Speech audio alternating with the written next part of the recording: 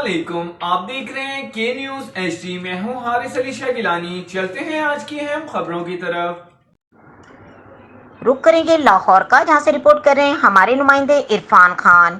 University of health sciences نے third professional MBBS سالانہ امتحانات 2021 کے نتائج کا اعلان کر دیا۔ UHS سے الحاق شدہ 43 میڈیکل کالجوں کا 5755 طلبہ نے امتحانات میں شرکت کی، جس میں 4877 امیدوار پاس جبکہ 819 فیل قرار پائے۔ کامیابی کا تناسب 85.62% رہا۔ پنجاب میڈیکل کالج فیصل آباد کی ثنا مرتضیٰ نے 909/1000 نمبر لے کر پہلی پوزیشن حاصل کی۔ ساہیوال میڈیکل کالج ساہیوال کی ارحا اقبال نے 902 نمبر لے کر دوسری پوزیشن اور تیسری پوزیشن 2 طالبات نے مشترکہ طور پر حاصل کی۔ طلبہ کے سالانہ سوالیہ پیپرز کون تیار کرے گا؟ بڑی خبر آ گئی۔